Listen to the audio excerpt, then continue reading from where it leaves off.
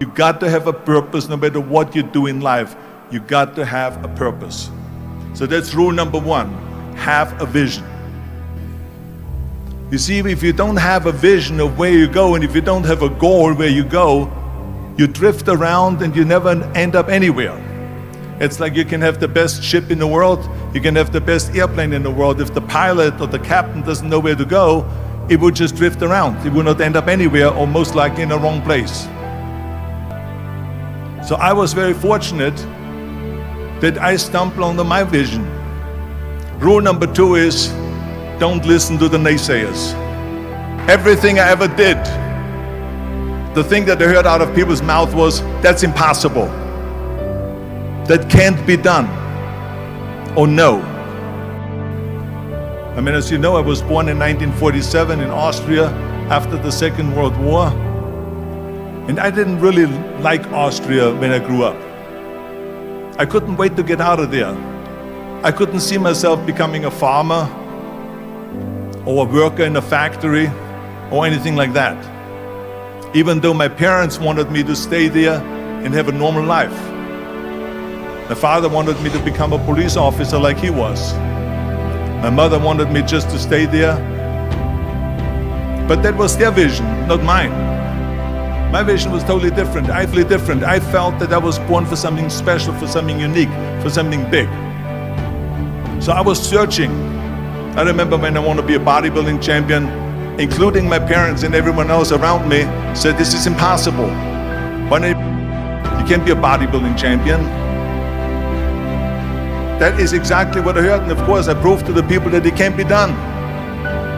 So whenever someone said to me, it can't be done, I heard, it can be done. When they said no, I heard yes. And when they said it's impossible, I heard it is possible. I'm a strong believer of what Nelson Mandela said, that everything is always impossible until someone does it. Well, I'm gonna be the one, I said to myself, I'm gonna do it and I'm gonna show it to them. Maybe it has never been done before. That's perfectly fine with me. But I'm gonna do it. And I did not listen to the naysayers. When I wanted to come to America, when I wanted to go to America, they said it's impossible. There's no money that you have to fly even over there. You have no money when you go over there to live with. It was all no, and it can't be done, it's impossible. And I remember then the same thing happened also when I'm in the show business. As a studio executive, I say, I want to get into movies. I want to be a leading man. He started laughing. So they all say it's impossible. I said, why is it impossible? He says, because look at how big you are. You weigh 250 pounds. And then they told me, he says, and your accent, even if you reduce all your body weight and everything and have a normal body, your accent. I said, your accent, I mean, it will go give people a goosebumps with the German accent. It will get people the creeps. They will get scared. He says, no one in Hollywood ever has become a leading man that had an accent. This is the kind of stuff that I heard. They said, no, you see, it's impossible. This is the kind of thing that I heard. Imagine, you go from studio executive to studio executive, from agent to agent, from manager to manager, and they all said exactly the same thing. Because I believed that I can be a leading man. I said, there's enough room on that ladder that I can fit up there.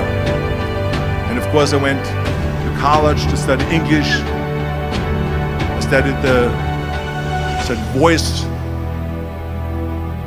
accent removal, acting classes, and all of this stuff, all day long. I worked and I worked and I worked. And within a short period of time, I made one movie called Hercules in New York, which of course went right into the toilet. It didn't discourage me. I still had the same vision. And then all of a sudden I did Streets of San Francisco. I did Stay Hungry and Pumping Iron and The Villain. And then all of a sudden I was asked by Dino De Laurentiis and by Universal Studio, the biggest studio, to star in Conan the Barbarian. And after I did Conan the Barbarian, the director at the press conference said to the press, the director was John Milius. He said to the press, if we wouldn't have had Arnold, we would have had to build one. The very body that they said can never be sold because the time is wrong. A few years later, I'm doing Conan the Barbarian, and it was the #1 hit at the box office when it came out in the summer of '82. Think about that. And the director says, if we wouldn't have had his body, we would have had to build one. So all of a sudden, my body became an asset, not a liability. And the same thing was with Terminator. After we were finished filming Terminator, Jim Cameron said to the press, if Arnold wouldn't have had that accent and talked like a machine, I think the movie wouldn't have worked. The body and the accent that they attacked was an asset. But I didn't listen to those losers. I didn't listen to them at all. It's just the reality of it is that you cannot listen to the naysayers. So this is a very important lesson for all of you. If I would have listened to the naysayers, from bodybuilding to show business to politics, I would be in Austria in the Alps yodeling. So this is why I say don't listen to the naysayers. And the next thing, the third point that I'm going to make to you is work your ass off. There is no magic pill. There is no magic out there. You cannot get around. You have to work and work and work. And it drives me crazy when people say that they don't have enough time to go to the gym for 45 minutes a day and work out. Or to do something for 45 minutes to an hour a day to improve. If it is physically improve or if it is mentally to improve. Imagine you read 1 hour a day about history.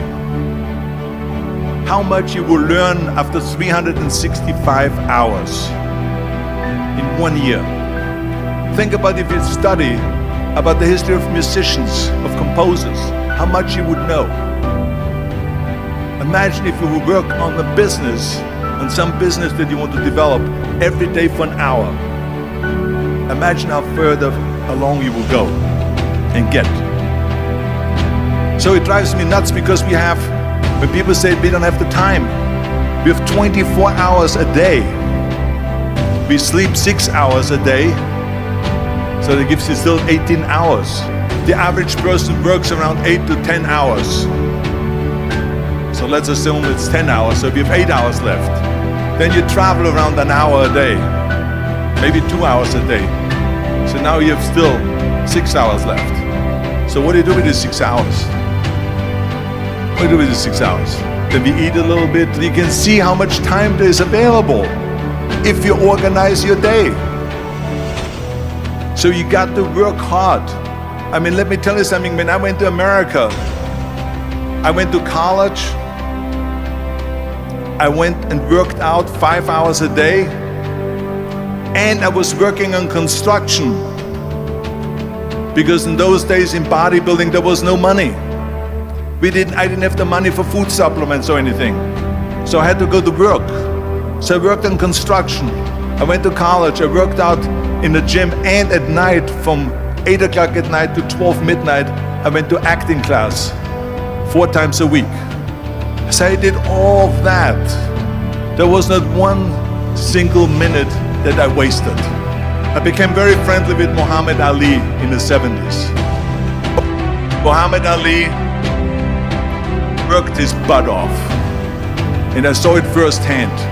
And I remember that there was a sports writer that was there in the gym when he was working out and he was doing sit-ups. And they asked him, how many sit-ups do you do? And he said, I don't start counting until it hurts. Now think about that. He doesn't start counting his sit-ups until he feels pain. That's when he starts counting. That is working hard. And so you can't get around the hard work. It doesn't matter who it is. As a matter of fact, I believe what Ted Turner said, work like hell and advertise. You get it? Work like hell, go to bed, and early to rise, work like hell and advertise. So you work your ass off, and then you let the world know about your work.